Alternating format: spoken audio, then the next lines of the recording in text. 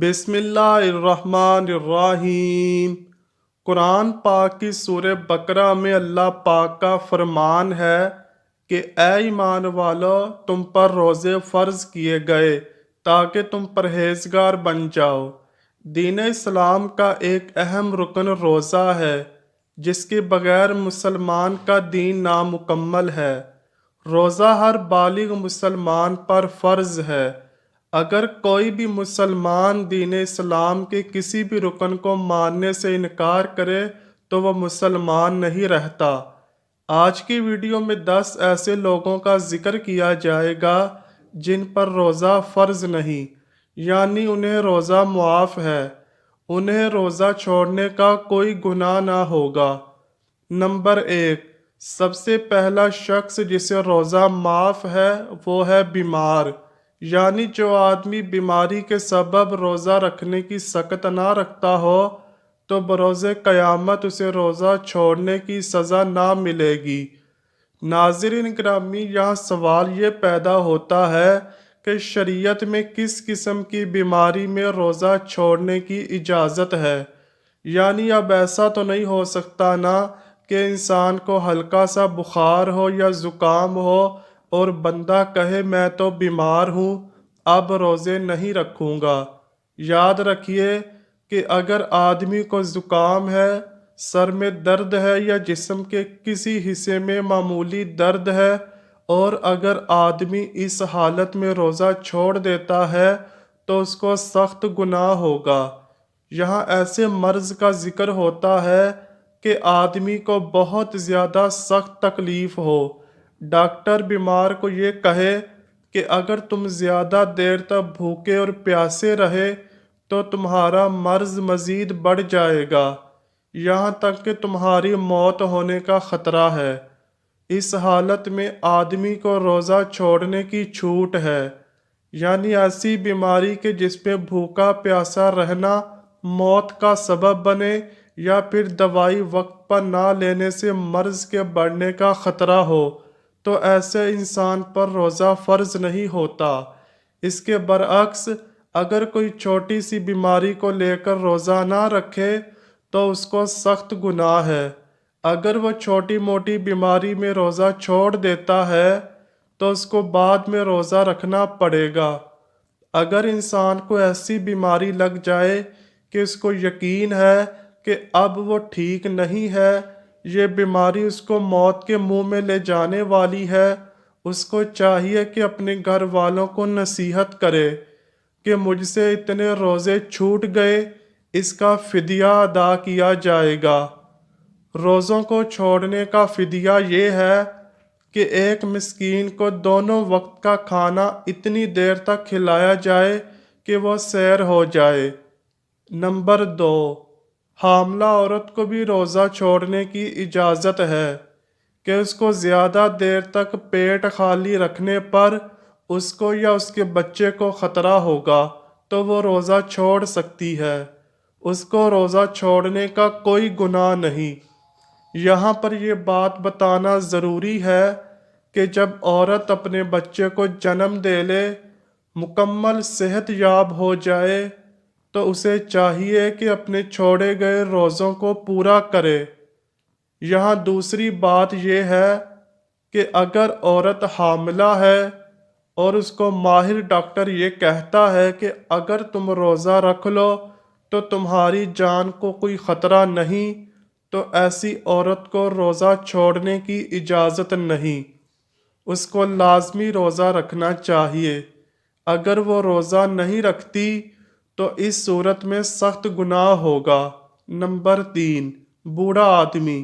اگر ایک آدمی کو اتنا بڑھاپا آ گیا ہو کہ وہ کافی کمزور اور بیمار ہو گیا ہو، اس کو اتنی کمزوری ہو گئی ہو کہ اس کے لیے بھوک اور پیاس کو برداشت کرنا بہت ہی مشکل ہو جائے اور اس کو یہ ڈر ہو کہ اگر میں نے اپنے پیٹ کو زیادہ دیر تک خالی رکھا تو مجھے موت ہو جانے کا خطرہ ہے، اس بوڑھے کے لیے بھی روزہ چھوڑ دینے کا کوئی گناہ نہیں۔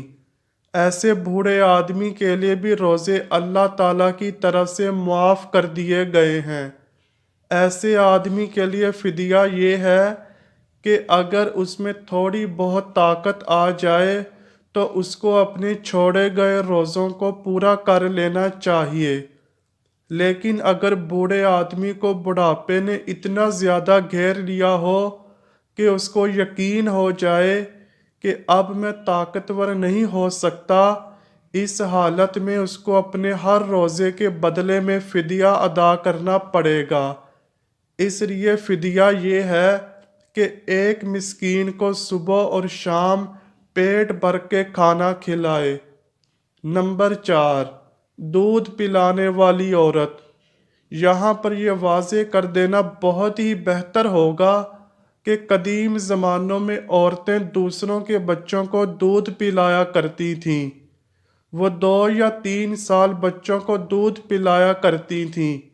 ایسی عورتوں کو دائیاں کہا جاتا تھا۔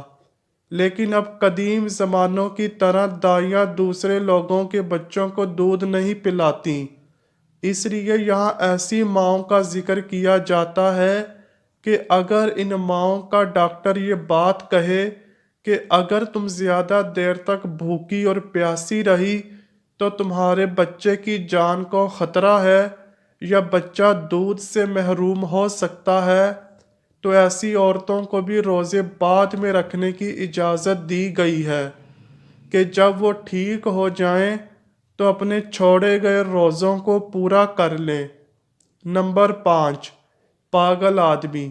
جس آدمی کا ذہنی توازن ٹھیک نہ ہو، وہ ہر وقت ادھر ادھر کی باتیں کرتا رہتا ہو، اس کو یہ خبر نہ ہو کہ میں کیا بات کر رہا ہوں، اس کے لیے بھی روزے نہ رکھنے کا گناہ نہیں۔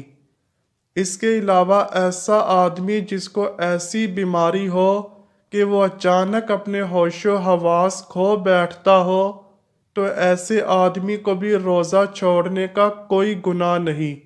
جب وہ ٹھیک ہو جائے تو اپنے چھوڑے ہوئے روزوں کو رکھ کر پورا کر لے۔ نمبر 6، حیض و نفاس والی عورتیں۔ ایسی عورتیں جن کو حیض ہو رہا ہو، ان پر ایسی حالت میں روزہ رکھنا جائز نہیں۔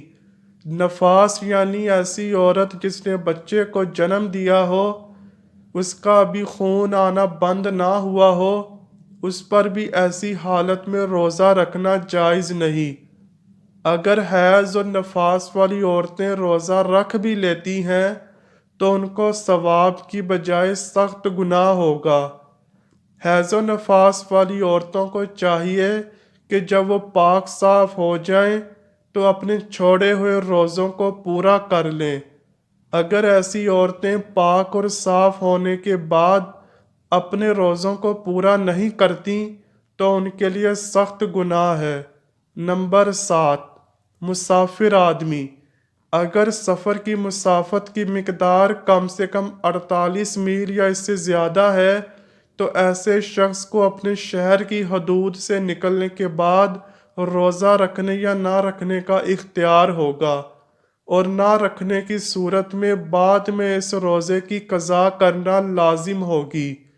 تاہم اگر سفر کے دوران روزہ رکھنے میں سہولت ہے، دشواری نہیں ہے تو روزہ رکھ لینا بہتر ہے۔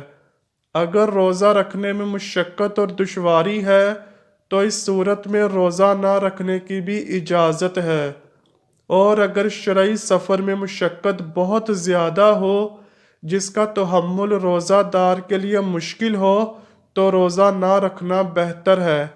بہر دو صورت بعد میں اس روزے کی قضا کر لے۔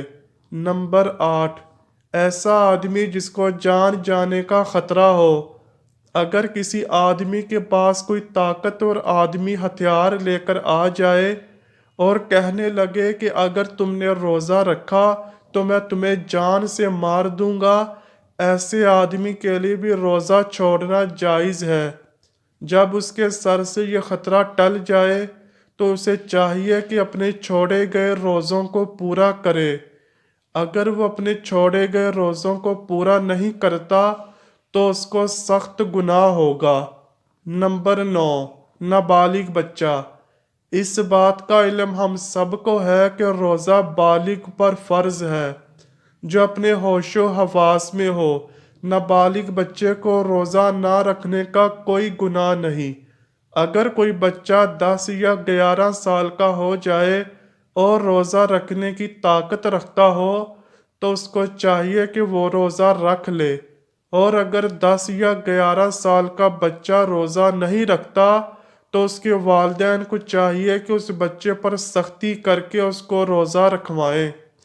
نمبر 10، سانپ کاٹ دے یا کوئی ایسا زخم یا حادثہ ہو جائے کہ جان جانے کا خطرہ ہو تو ایسی صورت میں روزہ توڑ دینے کا کوئی گناہ نہیں ہوگا۔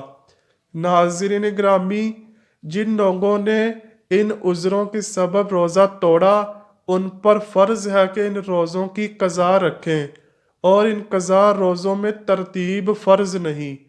فی لہٰذا اگر ان روزوں کے پہلے نفلی روزے رکھے تو یہ نفلی روزے ہو گئے، مگر حکم یہ ہے کہ عذر جانے کے بعد دوسرے رمضان کے آنے سے پہلے قضا رکھ لی جائے۔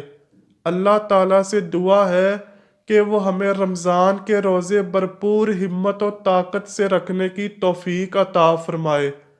ہمیں نبی کریم حضرت محمد صلی اللہ علیہ وآلہ وسلم سے بے پناہ محبت عطا فرمائے۔